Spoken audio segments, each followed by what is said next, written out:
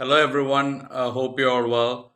I wanted to continue on my legend series, and today I wanted to give someone who led the Indian bowling attack all through the 90s and was definitely an underrated bowler, but is someone who is one of the fastest bowlers India have ever produced and had a lot of pace and who used to bowl magic balls, unplayable balls, and has troubled a lot of top order batsmen from around the world but didn't get enough support in the 90s and bowling a lot in the subcontinent in India. And he's also someone who was the architect of India's first ever test win against South Africa in 1996 at Ahmedabad, where he had a magical spell of 11.5 overs, 21 runs, and 6 wickets. When South Africa, having a target of only 170, collapsed from 65 for 3 to 105 all out, losing 7 wickets in just 40 runs. And he's also someone who has a engineering degree in instrumentation, and he's the first and the only Indian fast bowler to take 300 one-day wickets, and the second fast bowler after Kapil Dev to take 200 test wickets. I'm talking about India's prime bowler in the 90s, Javagal Srinath. He was born 31st August 1969 in Mysore, Karnataka, and he was first noticed by the great Gundappa Vishwanath, who is also Sunil Gavaskar's brother-in-law, who was the selector of the Karnataka team. And he spotted Javagal Srinath at a club match once and selected him into the Karnataka Test state team. And the very first match that Srinath played for Karnataka against Hyderabad, he took a hat trick in the first innings and took wickets in the second innings as well. And he made his international debut in the early 1991. And everyone who watched cricket in the 90s will always remember Javagal Srinath. And he played 4 World Cups for India as well: 92 World Cup, 96, 99, and 2003 World Cup, where India went to the finals, losing to Australia. In all, he played 67 test matches and he took 236 wickets with 10 5 wicket hauls and one 10 wicket haul, which came against Pakistan. His best bowling is also 8 for 86 against Pakistan in that Asian Test Championship at Kolkata, where he took 5 wickets in the first innings and 8 for 86 in the second innings. But Pakistan won that match. That is the match where Saidan scored a brilliant 188 not out in the second innings. And in one day, yes, he played 229 one day matches for India and he took 315 wickets. He is the only Indian fast bowler, like I've said, to have taken 300 one day international wickets. And he was someone who had a very complicated bowling action. Everyone will remember Srinath's bowling action. I mean, he was 6'3", but he looked much taller than that, and he really used to bowl a lot of magic balls. And I remember Andrew Hudson from South Africa always had trouble against Javagal Srinath. I'll never forget that. And I obviously, having watched a lot of matches of South Africa, I've always seen, I mean, even with other teams, Srinath used to bowl really unplayable deliveries, magic balls. And it's just that he didn't have enough support from the other end during the 90s, and obviously bowling on Asian pitches. And he had a lot of workload. I mean, he really bowled too much. That is why he only played 67 test matches. There was too much workload on him, and he had a lot of injuries that cut short his career.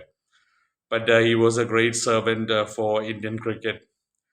And it was very difficult to face him. I've heard a lot of top batsmen say that it was really uncomfortable facing Javagal Srinath because of his. Obviously, he was tall, plus he had a very high arm action. People who remember his bowling action, it brings a smile to my face. And that match that I'm saying, where India won the first Test match against South Africa, 96 Ahmedabad, where he took 6 wickets for just 21 runs. So Sachin Tendulkar was the captain of that in that Test match and that Test series as well. Something different.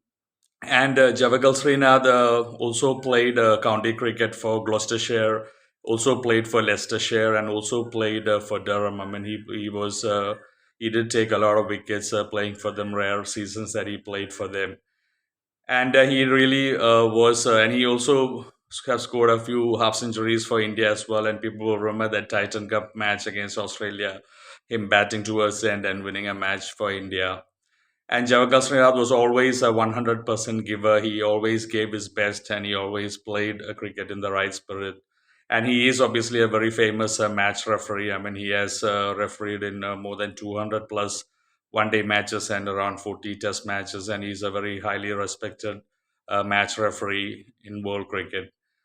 And Javagal Srinath, a lot of people, like I've said, especially I've heard batsmen saying that even Indian batsmen, even Sachin Tendulkar once saying that he was very awkward to face in the nets as well. I mean, I've heard the same about Morne Morkel, the very tall Morne Morkel from South Africa. People have said that he's a most awkward bowler to face in the nets because of his height, as his steep bounce, and that is exactly what Javagal Srinath also used to get, steep bounce. Like from very good length, he could get the ball to kick up, and I've seen a lot of top order batsmen struggle against Javagal Srinath, but unfortunately, he didn't have enough support from the other end, and there wasn't anyone to put the pressure on.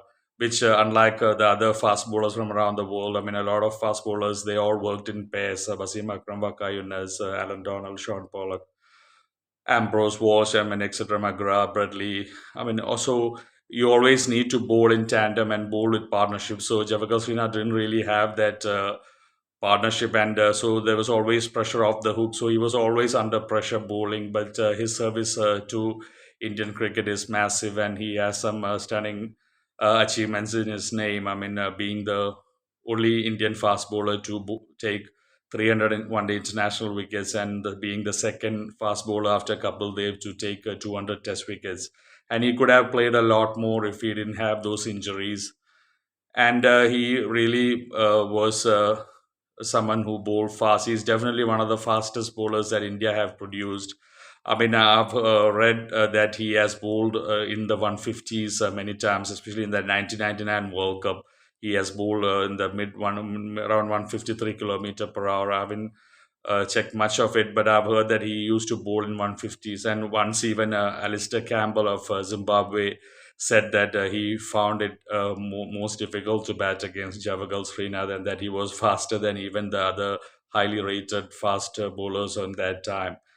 But that is how awkward it was to face Javagal Srinath, who was really someone who led the Indian bowling attack. I mean, if you talk about the Indian team in the 90s, all through the 90s, from since when he made his debut in 91, and right after Kapil Dev retired, I mean, Javagal Srinath led the Indian bowling attack all the way up to 2000, 2003, and eventually, so when Zahir Khan all came, that Srinath eventually retired. I mean, he almost 10 plus years he carried the Indian bowling attack himself, and a lot of credit should be given to Javagal Srinath.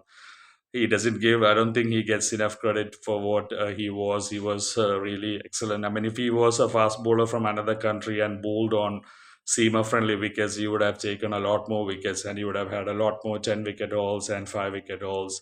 So that is what everyone should actually remember when we compare bowlers. And but he really was someone who contributed a lot to Indian cricket. And I just want to say thank you so much to Javagal Srinath for all your wonderful contributions to Indian cricket, for leading the Indian bowling attack all through the 90s, and for sure setting an example for a lot of fast bowlers to come through in India. I mean, it's after his period that India started producing fast bowlers. So he's someone who a lot of fast bowlers looked up to in India when there weren't a lot of fast bowlers. So thank you for all your contribution, and everyone appreciates your contribution to Indian cricket. You'll always be remembered with fond memories from the 90s. Thank you, everyone. Take care. God bless you.